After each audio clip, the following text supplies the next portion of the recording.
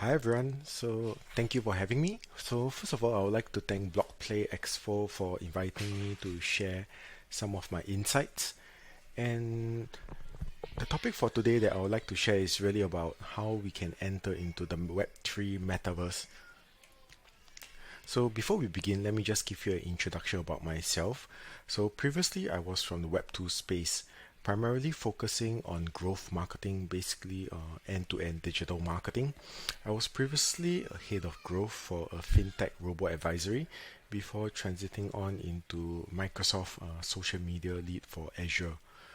Following that, entering into the Web3 space, I had a stint in a DeFi project, followed by CoinMarketCap, and finally at Klaytn. So then, I think everyone would be most interested in terms of understanding what exactly is the metaverse specifically, and how then do we enter from the Web2 into the Web3 space. So at Klaytn, that is our mandate to really help Web2 companies enter into the Web3 space. So before we begin, for those of you who are not familiar with Klaytn, let me just give you a brief introduction. Klaytn is the blockchain arm of Kakao. Kakao is the number one company in South Korea. Within the Kakao group, there are more than 100 subsidiaries, ranging anywhere from Kakao Bank, Kakao Payment, Kakao Taxi, and even most recently, what I understand, there's even a whole franchise of Kakao Hair Salon. So Klaytn is the blockchain arm that was created back in 2018, and the development arm was called GroundX. Since 2018 then, and fast forward to today, we have achieved a lot, specifically in the realm of sitting at the intersection between the regulator space and the decentralized space. Most recently in 2021, we signed a deal with the Bank of Korea to build the digital won on our blockchain. On top of that, since over the past 4 years, we have grown exponentially to more than 300 dApps with over 52 million users and an average of around $250 million worth of transaction over a 24 hours volume. At the same time, this is just an overview in terms of our full-fledged ecosystem. So even though we are constantly sort of like our tagline and focus for the year 2022 moving forward is really focusing on being the metaverse blockchain for all, I think within our ecosystem you can see that we have been accelerating our growth, not only in terms of the applications itself, but also in terms of interoperability, onboarding of oracles, integrating within the wallets, and I think last of all, integration and connecting with other blockchains. Most recently, we have actually integrated onto Polkadot Substrate, and we are also in the midst of working and integrating onto Cosmos blockchain. So the question then is, why Web3? A recent survey conducted by Gartner says that three-quarters of organizations are trying to figure out the relevance of blockchain. However, only 11% has actually initiated either a POC or moving on to an MVP stage of employing blockchain within the organization. So what this means is that we are actually at the advent of the blockchain revolution. Similar to the internet. Back then, when the internet first started, everyone was still trying to figure out what exactly would the internet be useful for. And I think in that sense, what we recognize is that not everyone would be familiar or would have recognized the full potential of blockchain. But at the very least, what we need to acknowledge is that at this current moment, we are ready for the Web3 revolution, and it is here to stay. So the question then is that many have dreams of the metaverse, but the question then, how do we get there? Most recently, I was having a conversation with an acquaintance, and they were sharing that, back then, a lot of VCs, they were actually skeptical of investing into the Web3 space because most of the projects that they were speaking to, 99% of them were deemed as scams. However, fast forward maybe about 2-3 years later, I think it has sort of like gotten better. Nowadays, I think the percentage is around 70 to 80% of them. So the question then is that when we want to enter into the metaverse, what do we actually look out for? And I guess here at Klaytn, what we are bringing to is an additional layer of trust and credibility. With regards to that, I think let me explain and elaborate further. As of this moment, the global market value of blockchain is forecast to grow to about 21 billion to 163 billion over the next decade. This means that everyone is really accelerating, and I think as we have all known reading in the past news, a lot of VCs, especially your A16Z, your plug and play, everyone is really trying to increase the exposure within the Web3 space. The question then is that even though liquidity is everywhere, where exactly do we invest that into? So at this point, I would just like to take a breather and share with you this case study. How many of you are actually familiar with Travis Scott? So Travis Scott is an award-winning Grammy rapper. Back in 2020, he conducted his first metaverse concert on Fortnite. And just within that 10 minutes concert, he actually made more than 20 million worth of sales. Now, just think about it. 20 million within 10 minutes. For reference sake, just holding and organizing a physical concert, Travis only earns a minimal sum of around 1.5 million. Compared to that, a 10-minute concert within the metaverse, he was able to earn almost a year's worth of concert. Amazing, isn't it? At the same time then, in terms of the brand exposure, in terms of the engagement with the users, it is exponentially a lot more closer and deeper compared to what a physical concert can bring to the users. So in that sense then, this is the potential of what a metaverse can be.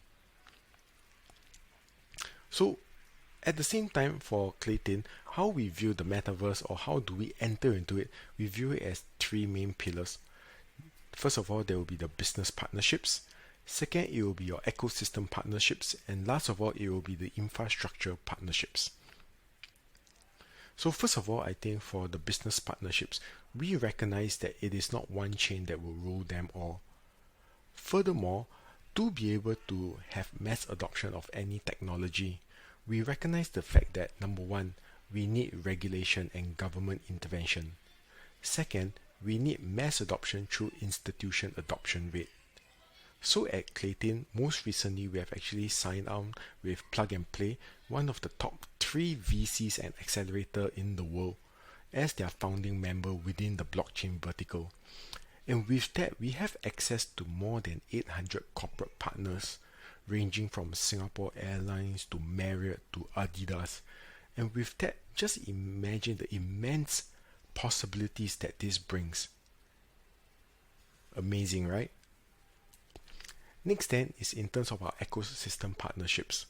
So adding on to that, what I was alluding on earlier, how Klaytn differentiates ourselves is really due to our heritage of cacao. No other blockchain in this world has a Fortune 100 company as its backing. And with that additional layer of trust and credibility, it really helps ease the friction within counterparty risk and also legal and compliance. So over here you can see that we have a hybrid consensus mechanism within our blockchain itself. Our governance council members, which number around 35, simultaneously runs our validator nodes. So over here you can see they are multinational corporates that have mass users, and this potentially allows us to collaborate with them to bring their users on board. Most recently, as you can see right at the top, there is Alameda Research, which is the baby of FTX CEO, SBF. So this adds an additional layer of trust and credibility to say that, hey, when I'm working with Klaytn, who am I actually working with? I'm actually working with some of the largest, most trusted and reputable brand within the Web3 space.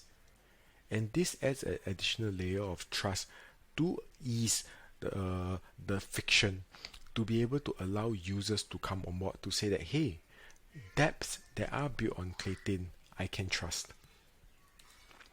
And last but not least is definitely the infrastructure partners. The unique thing about blockchain itself is that it is on the surface level, everyone will be most familiar with DeFi. There is your 20% APY, 30%, 100%. At the same time, within 1 year, hey, it's all about 100x. Anything less than that, I'm not interested. However, we need to recognize the fact that to build a holistic blockchain, we require partners and infrastructure builders. And with that, over here, as you can see, the three main pillars, there is your community, entertainment IPs, and also the technology aspect of it. What we want to narrow down on is really about the community building and entertainment IPs. Specifically for P2N gaming, I believe we at Klaytn, we believe that gaming is a lot more than just P2E. It is about the community. Gaming is all about the people playing together. Me personally, when I play a game, I get to interact with people all over the world. I've made friends from Malaysia to Indonesia to even all the way in US, and we have a common bond, and that is because of the gameplay. And with that, we are at Klaytn, we are working with multiple AAA game companies to bring them on board onto the blockchain. 3 of the top 15 gaming companies in the world, Netmarble, NeoWiz, and WeMate, they are from Korea and they have already made a commitment and have launched games on our blockchain itself. Similarly, within the entertainment IP, within the Kakao Group itself, due to them having more than 100 subsidiaries, Kakao Entertainment, which has more than 30% of Korean celebrities signed on under their wing, they also have committed to launch either a metaverse fan economy or ecosystem onto our blockchain. And that in itself allows us to exponentially build use cases to bring to our users the fun aspect and entertainment value to enhance the economy of the creators fandom. And last but not least, there is also your infrastructure players. We recognize in the fact that within the blockchain space itself, developers are scarce, much less talent. And with that, we have actually worked and signed partnerships deal with some of the most reputable and talented players within the space, from Soramitsu from Japan, Madfish, RSN, and GitHub. Last but not least, I would also like to draw your attention to BSN. BSN is the gateway into China's private blockchain. As we all know, China is a closed ecosystem. However, to enter and integrate into their blockchain network, you can do it via BSN. And BSN only integrates 24 other blockchains, and we are fortunate enough to be one of those. So last but not least, here is also a quick overview in terms of the milestones that we have achieved to date. And I'm proud to say that since our global expansion plan kickstarted in September of last year, we have accelerated a lot of the integrations and growth. And further to that, by year end, that is where we will really see the transformation of Klaytn 1.0 to Klaytn 2.0. So as I'm sharing this, recently we have announced our partnership with OpenSea to be their exclusive Asia partner. So just imagine that of all the blockchains out there, they decide to work with Klaytn. On top of that, there will be numerous collaboration and use cases that we are working on. And most importantly, and I hope that you guys will all be excited, there will be a Klaytn OpenSea conference that will be held in Korea come Q4. So hope you guys are excited about it. So last but not least, let me bring you back to the origins of Klaytn and why we say that, or why I'm saying that Klaytn is the best platform to bring Web2 users onto the Web3. So back in 2018, when the management was actually searching for a blockchain to be integrated onto the mobile, and surprisingly, we couldn't actually find a blockchain that could meet our pain point. So what they did then was to decide to build their own blockchain, specifically for integration onto Kakao Chat. So just imagine back in 2018, we initiated and executed and we conceptualized the first blockchain use case to be integrated onto a messaging chat app. And I think this is the beauty about Web2 and Web3 combining together. And as of last year, since the launch of Clip, the digital wallet that integrates directly onto Kakao Chat, we have accumulated 1 million users. And these 1 million users, they are able to access and purchase NFTs via the ease and user interface of a Kakao Chat. Amazing, isn't it? And last of all, let me leave you with this quote. In the Web2 space, oftentimes we are always working in a zero-sum environment. A lot of corporates, they are always trying to say, oh, I have the highest number of daily active users, I have the biggest water gun, I have the most liquidity or capacity.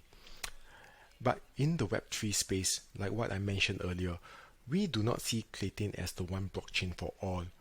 We see it as a collaborative environment whereby everyone comes together to create a positive sum environment where collaboration will win in terms of how can we build the biggest network. So in that sense, as what I shared earlier on, we have been accelerating our growth, not only in terms of the business case studies that we have been building, but also in terms of the integration and the tech aspect of it. So as I end off my presentation, I hope that I have shared a bit of insights in terms of how Web2 corporates can enter into the Web3 and what Klaytn is doing to be able to accelerate and help organizations, the Microsoft of the world, the Googles of the world, the Marriotts and the Adidas of the world to enter into the Web3 space with us. So thank you and good night.